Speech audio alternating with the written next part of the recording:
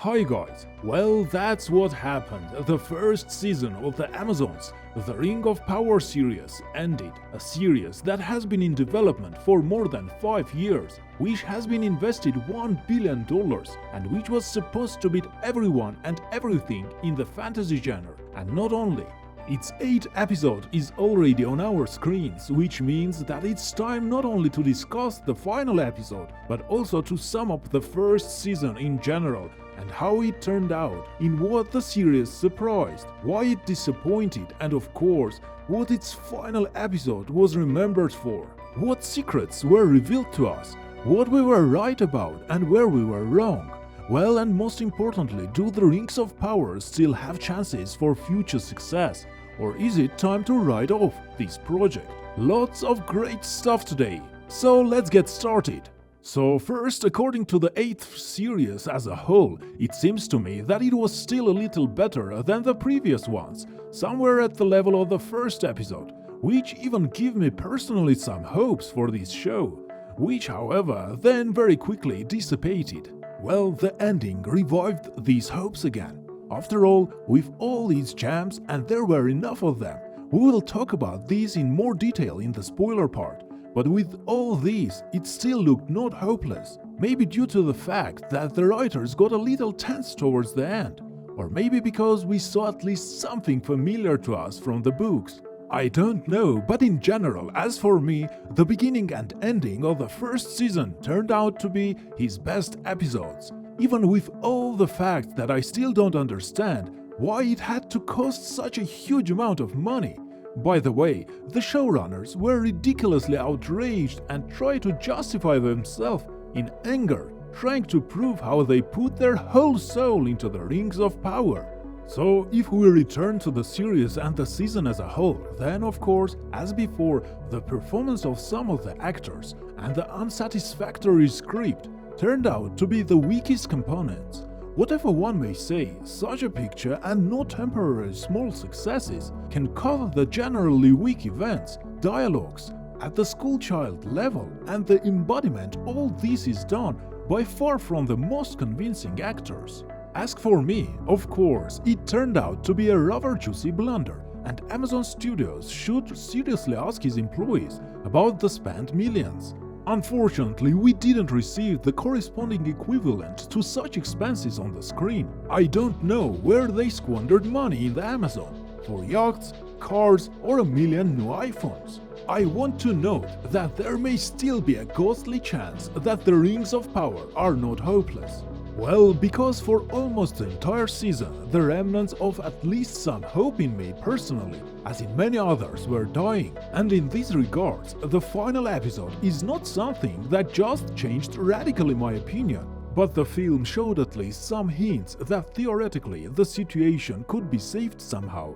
And of course, first of all, the replacement of screenwriters. It is clear that Prime Video are no longer able to change showrunners. After all, it is they who dictate the overall strategy of the series as a whole. But at least the people who embody all these, relatively speaking on paper, in order to transfer them to the screens, they simply need to be changed. To find those who will be able to create some kind of acceptable plot, reveal the characters not as clumsily as it is happening now. That is, if they don't have the opportunity to demolish everything to the ground and start again. They need to try to rebuild on the go. Moreover, there is time for this, because the showrunners have already announced that we will see the second season in a couple of years. So we wait and hope. Well, let's finally talk specifically about the final episode. So I warn everyone about spoilers. So I have been saying for a long time that at least in the final episode, they will have to reveal the storyline of a dude who has fallen from the sky.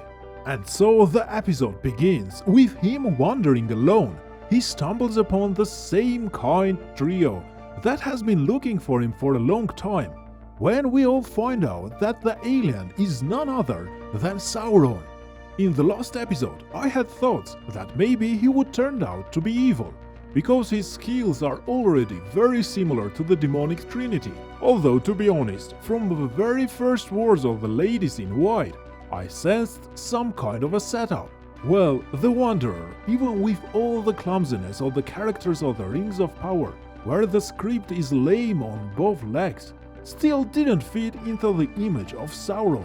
Meanwhile, the elves are still trying to make candy out of the mithril that they got from the dwarves. Again, if this metal is so important to them that even such a grain of it is of great value, then was it really impossible to negotiate somehow with the dwarves, to explain to them that we are not planning to gouge half of the mountain from you? If we have a little bit of mithril, there will be happiness. In short, elf negotiators are frankly useless. And then, suddenly, for no apparent reason, Halbrand, the king of the southern lands, who arrived with Galadriel to heal his wound, throws an idea to the old Celebrimbor, like, "Why are you worried so much? You should mix mithril with other metals. That will enhance its properties." It is strange, of course, that a simple blacksmith turned out to be so knowledgeable that he thought of something that the great Celebrimbor himself didn't know.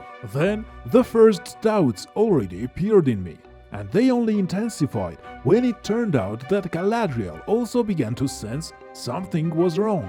I actually thought for many episodes that Galadriel and Halbrand would be another love story, like Arondir and Bronwyn. By the way, fortunately Arondir and Bronwyn were not in the final episode. Maybe that's why I liked this episode more than others. But in general, we lost with love story. But we didn't lose with the alien. Well, he didn't look like Sauron at all. It turned out that supposedly a fog was cast on him, making him a fool by his enemies. And now gradually, with the help of a trio and not only, our Sauron must return to consciousness.